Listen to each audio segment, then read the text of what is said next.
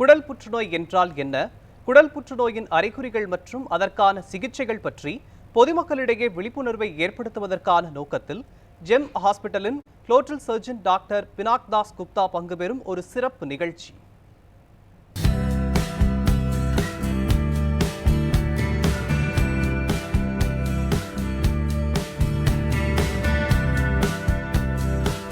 News 7 Tamil நேயர்களுக்கு வணக்கம்.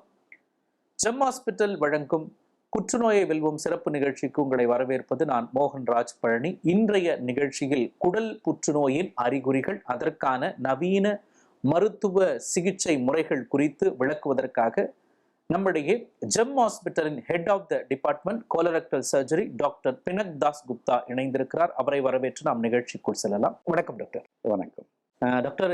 குடல் புற்றுநோயை குறித்து தற்பொழுது பேச வேண்டிய அவசியம் என்ன? இந்தியாவில் எவ்வளோ பேர் குடல் புற்றுநோயால் பாதிக்கப்பட்டிருக்காங்க? பாருங்க, குடல் புற்றுநோய் ஒரு ரொம்ப முக்கியமான ப்ராப்ளம்.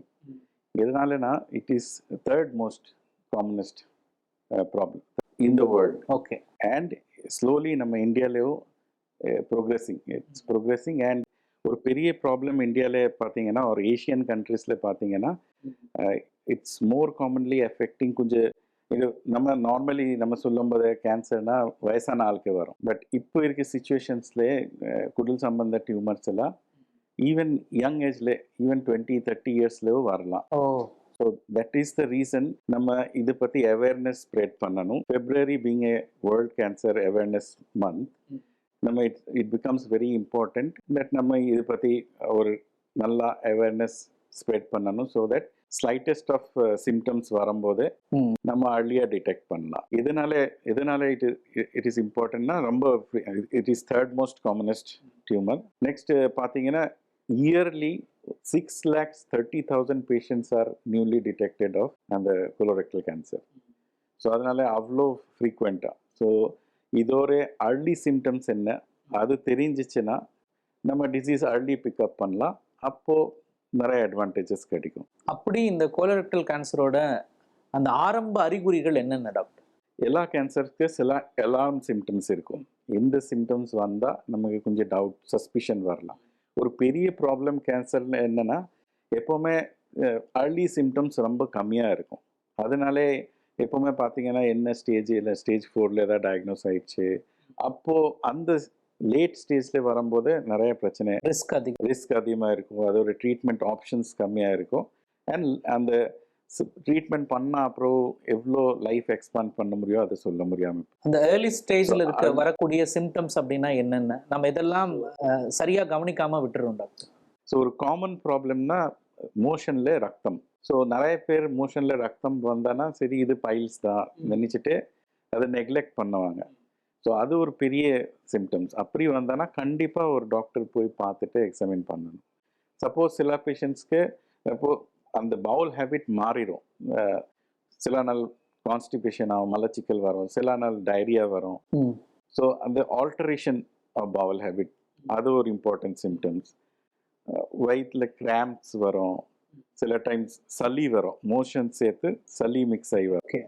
இதெல்லாம் ஒரு இம்பார்ட்டன்ட் சிம்டம்ஸ். எனிமியா மீன்ஸ் ஹீமோக்ளோபின் பாடியில் கம்மி ஆயிடுச்சுன்னா அது மீன்ஸ் எல்லாம் சம்வேர் கொஞ்சம் ரத்தம் லாஸ் ஆகிட்டு இருக்கு, அதனால எனிமியா வரும். அதுக்கப்புறம் அன்இன்டெண்டட் வெயிட் லாஸ், பாடி ஒரு 6 மாதத்தில் 10 கிலோ குறைஞ்சிச்சு, அது ஒரு பெரிய சிம்டம்ஸ். ஸோ இதெல்லாம் மோஸ்ட்லி இதெல்லாம் தான் அலார்ம் சிம்டம்ஸ். இந்த அலாரம் சிம்டம்ஸ் எல்லாம் எந்தெந்த ஸ்டேஜில் இதெல்லாம் வரும் அப்படின்னு நம்மளால பிரித்து பார்க்க முடியுங்களா? ஸோ மோஸ்ட்லி ஸ்டார்டிங்கில் சில பேருக்கு ஆல்டர்ட் பவுல் ஹேபிட் மீன்ஸ் சில நாள் மலச்சிக்கல் இருக்கும், சில நாள் டயரியா இருக்கும், அது ஒன்று. அண்ட் ப்ளீடிங் பியர் மீன்ஸ் மோஷனில் ரத்தம், இதுதான் 2 மெயின் இம்பார்ட்டன்ட் சிம்டம்ஸ். அண்ட் இது ஆல்ரெடி அல்சர் வந்தால் அப்புறம் தான் வரும். டியூமர்னாலே அல்சர் வரும், அல்சர்லேருந்து ப்ளீடிங் ஆகி அப்போ தான் தெரியும். சப்போஸ் உங்களுக்கு ஃபேமிலி ஹிஸ்ட்ரி இருக்குது, ஃபேமிலியில யாருக்கு டியூமர் இருக்கு, டியூமர் வேற எந்த டியூமரா இருந்தாலும் பரவாயில்லையா இல்ல இதுவா இருந்தாலும் ஒரு டியூமர் இருந்தானா வேற டியூமர் வரக்க ரிஸ்க் கண்டிப்பா இருக்கும். ஸோ அதனால சப்போஸ் ஃபேமிலி ஹிஸ்ட்ரி அம்மா அப்பா ஒரு பிரதர் சிஸ்டர் யார் சப்போஸ் அந்த மாதிரி க்ளோஸ் ரிலேட்டிவ்க்கு டியூமர் டிடெக்ட் ஆயிடுச்சுன்னா கண்டிப்பாக you should be little bit more careful. கொஞ்சம் கேர்ஃபுல்லாக இருக்கலாம். அந்த மாதிரி அலாம் சிம்டம்ஸ் எதுவுமே இருந்தானா டக்குன்னு போய் செக்அப் பண்ணலாம். டாக்டர், இந்த மாதிரி அறிகுறிகள் இருந்தது அப்படின்னா ஒருவேளை நமக்கு கேன்சரா இருக்குமோ அப்படின்னு யாருன்னா சந்தேகப்பட்டா என்ன மாதிரியான டெஸ்ட் எடுக்கணும்? இப்போ பாருங்க, சப்போஸ் நம்ம சொன்ன அலாம் சிம்டம்ஸ் எதுவுமே இருந்தானா ம். போய் டாக்டர் பார்க்கணும். அவர் எக்ஸாமினேஷன் பண்ணிட்டு டெஸ்ட் சொல்லுவாங்க. டெஸ்ட் 2 டைப் இருக்கும். ஃபர்ஸ்ட் ஒரு இன்வெசிவ் டெஸ்ட், நான் இன்வெசிவ். இன்வெசிவ்னா மீன்ஸ் நம்ம உள்ள கேமரா வச்சுட்டு செக் பண்ணா ஓகே. அந்த மாதிரி டெஸ்ட் எல்லாம் பண்ணலாம். டைரக்ட் டெஸ்ட் இல்லைன்னா சிம்பிள் டெஸ்ட் பார்த்தீங்கன்னா ஈவன் மோஷன்லேயே செக் பண்ணலாம். ஸோ மோஷன் சாம்பிள்லேயே சப்போஸ் நமக்கு பிளட் தெரிஞ்சிச்சு, இல்லைன்னா இப்போ டிஎன்ஏ டெஸ்ட் எல்லாம் இருக்கு, அதில் கேன்சர் செல் எதுவும் இருக்கா இல்லையா அதுவும் தெரிஞ்சுக்கலாம். ஸோ அந்த மாதிரி டெஸ்ட்டும் இருக்கு. வேறு என்னென்ன காரணங்கள்னால, வேற என்னென்ன ஹேபிட் இருக்கிறவங்களுக்கு இந்த மாதிரி குடல் புற்றுநோய் வர வாய்ப்பு இருக்கு டாக்டர்? ஸோ ரொம்ப இம்பார்ட்டண்ட் சொன்ன இது ஃபேமிலி ஹிஸ்ட்ரி. சப்போஸ் ஃபேமிலியில் இருந்தானா சான்சஸ் அதிகமாக இருக்கும். அதோட பர்சன்டேஜ் ஏதாச்சும் சொல்ல முடியுங்களா டாக்டர்? பர்சன்டேஜ் அப்ராக்சிமேட்லி 20% ரிஸ்க் இருக்கும். Okay. So suppose family father ஒரு மதருக்கு கேன்சர் இருந்தனா க்ளோஸ் டு 20% ரிஸ்க் இருக்கலாம்.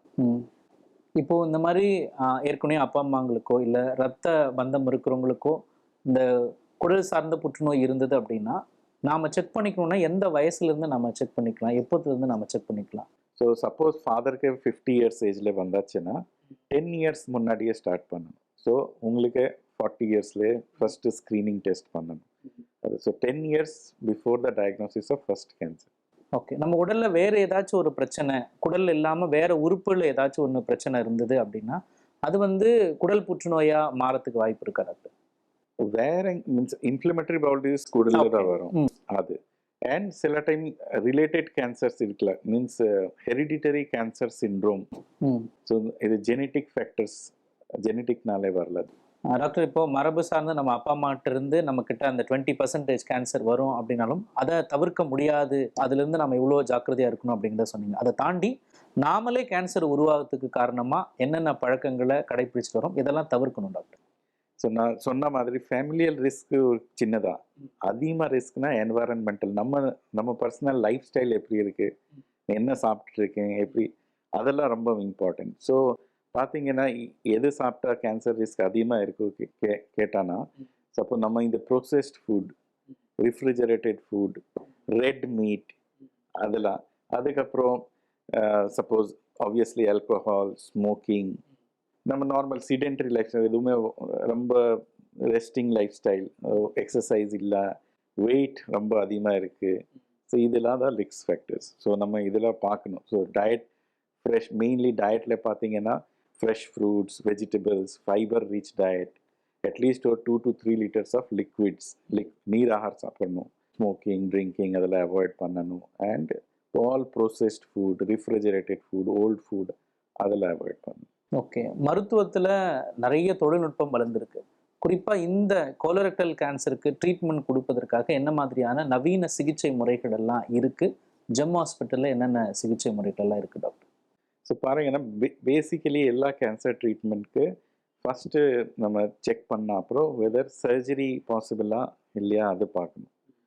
அடுத்து கீமோதெரப்பி, ரேடியேஷன் தெரப்பி, அந்த மாதிரி எல்லா ஆப்ஷன்ஸ் இருக்குது. இப்போ லேட்டஸ்ட் கேட்டிங்கன்னா ஒரு இம்யூனோதெரப்பி சொல்லிட்டு ஒரு ட்ரீட்மெண்ட் ஸ்டார்ட். இம்யூனோதெரப்பி. ஓகே. இம்யூனோதெரப்பினா நம்ம பாடியில் இருக்க இம்யூன் செல்ஸ்க்கே ஆக்டிவேட் பண்ணி கேன்சர் செல் டெஸ்ட்ராய் பண்ணலாம். பட் அது இப்போ ரொம்ப மீன்ஸ் அர்லி ஸ்டேஜில் தான் இருக்குது அண்ட் எல்லா கேன்சர்ஸில் தான் யூஸ் ஆகிட்டு இருக்கு. ப்ளஸ் அதோட இது ரொம்ப காஸ்ட்லி அண்ட் எல்லாருக்கும் கொடுக்க முடியாது. யூஸ்வலி நமக்கு குடல் சம்பந்த கேன்சர் பார்த்தீங்கன்னா ஒன்லி 6%, 6% ஆளுக்கு தான் அந்த ட்ரீட்மெண்ட் கொடுக்க முடியும். அதுக்கு சில டெஸ்ட்ஸ் இருக்குது, அதெல்லாம் பார்த்துட்டு சப்போஸ் அந்த மாதிரி டெஸ்ட் பாசிட்டிவ் ஆயிடுச்சுன்னா அப்போ தான் அந்த ட்ரீட்மெண்ட் கொடுக்க முடியும். அதர்வைஸ் ஸ்டாண்டர்ட் பார்த்தீங்கன்னா சர்ஜரி. இப்போ சர்ஜரியிலே ஓப்பன் சர்ஜரி இருக்குது, அதுக்கப்புறம் லேப்ரோஸ்கோப்பி, இப்போ அதை தாண்டி ரோபோட்டிக் சர்ஜரி வந்துச்சு. ஸோ ரோபோட்டிக் சர்ஜரி ஏன்னோ ப்ரிசைஸ் சர்ஜரி, ஏன்னோ அட்வான்ஸ் சர்ஜரி, 3-dimensional விஷன் இருக்கும். நம்ம மூவ்மெண்ட்ஸ், ரோபோட்டோட மூவ்மெண்ட்ஸ், நிறைய எக்ஸ்ட்ரா மூவ்மெண்ட்ஸ் நம்ம பண்ணிவிட்டு சர்ஜரி ஏன்னோ ப்ரிசைஸாக பண்ணலாம்.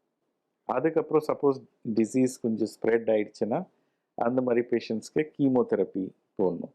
ஸோ பேசிக்கலி கீமோதெரப்பி மருந்து கொடுத்துட்டு நான் கண்ணில் தெரியும் டிசீஸ்னா அதெல்லாம் எல்லா சர்ஜரி பண்ணிட்டு எடுத்துடலாம். கண்ணில் தெரியாமல் எதுவும் இருக்குது, ரொம்ப சின்ன இருக்குது, மைக்ரோஸ்கோப்லேயும் தெரியல, அந்த மாதிரி எதுவும் ப்ராப்ளம்னா அதெல்லாம் கீமோதெரப்பி கொடுத்துட்டு ட்ரீட் பண்ணணும். அண்ட் ரேடியேஷன் யூஸ்வலி நம்ம மலக்குடல் வர டியூமர்ஸ்க்கு யூஸ் பண்ணும். ஸோ மலக்குடலில் இருக்க ட்ரீட்மெண்ட் கேன்சர்ஸ் எல்லாம் சப்போஸ் ரொம்ப டிலே ஆயிடுச்சு டயக்னோசிஸ்க்கு, ரொம்ப பெருசாக டியூமர் இருக்குது, டைரக்ட் சர்ஜரி பண்ணி ஃபுல்லாக ரிமூவ் பண்ண முடியாது, அதுக்கு ரேடியேஷன் கொடுத்துட்டு அந்த சைஸ் கொஞ்சம் குறைஞ்சிட்டு அதுக்கப்புறம் சர்ஜரி பண்ணணும். டாக்டர், இப்போ புற்றுநோய் அப்படின்னாலே ஆரம்பத்திலேயே நம்ம அதுக்கு கவனிக்கணும் அப்படின்னு சொல்றாங்களே, அந்த ஆரம்பத்திலேயே கவனிக்கிறது அப்படிங்கிறது எந்த அளவுக்கு முக்கியம் டாக்டர்? அது பாருங்க, இது நம்ம எல்லாரும் டிஸ்கஷன் என்ன, அவேர்னஸ் ஆயிடுச்சுன்னா நம்ம அர்லி ஸ்க்ரீனிங் பண்ணலாம். ஸ்க்ரீனிங் பண்ணும்போது ரொம்ப அர்லி ஸ்டேஜ் 1லே ஆர் ஈவன் ஸ்டேஜ் 1 வர முன்னாடியே பிக்கப் பண்ணலாம். ஸோ அந்த ஸ்டேஜ்லேயே பிக்கப் பண்ணியாச்சுன்னா நம்ம குடல் சம்பந்த ட்ரீட்மெண்ட் நிறைய வாட்டி சர்ஜரி பண்ணாமல் வெறும் எண்டோஸ்கோப்பிலே சரி பண்ணலாம். உங்களுக்கு சர்ஜரியும் தேவையில்லை, ரேடியேஷனும் தேவையில்லை, கீமோதெரப்பியும் தேவையில்லை. அண்ட் ஸ்டேஜ் 1லே டயக்னோஸ்டு டிசீஸ் நம்ம ட்ரீட்மெண்ட் பண்ணால் ஆல்மோஸ்ட் சர்டைன்லி சொல்லிடலாம் க்யூர் ஆயிடுச்சு. இப்போ நிறைய வாட்டிக்கு கேன்சர் க்யூர் பண்ண முடியாது. அந்த stage 1 stage 2 most of the time is curable. Stage 3 stage 4ல தான் டிசீஸ் அந்த லோக்கல் ஏரியாலேருந்தே தாண்டி வெளியே போயிடுச்சு. அப்போ தான் கீமோதெரப்பி அண்ட் ஒரு ப்ராபபிலிட்டி மறுபடி வரலாம், இது அது. So that is the reason screening ரொம்ப முக்கியம். அதுவும் ஆரம்பத்திலேயே நம்ம கண்டறியது ரொம்ப முக்கியம். அந்த ஸ்க்ரீனிங்கில் தான் நம்ம ஆரம்பத்தில் பிக்கப் பண்ணோம். ஓகேங்க டாக்டர். குடல் புற்றுநோய் அப்படிங்கிறது எந்த அளவுக்கு பரவிட்டு வருது, அதனுடைய அறிகுறிகள் என்ன, நம்ம ஏர்லியாக ஏன் அதை கண்டுபிடிச்சி அதுக்கான ட்ரீட்மெண்ட்டை முதல்லயே கொடுக்கணும் அப்படிங்கிறது குறித்து விளக்கி மருத்துவ ஆலோசனைகளை வழங்கியதற்காக நன்றி டாக்டர். நன்றி. நேயர்களே, மீண்டும் மற்றொரு நிகழ்ச்சி சந்திக்கலாம். நன்றி, வணக்கம்.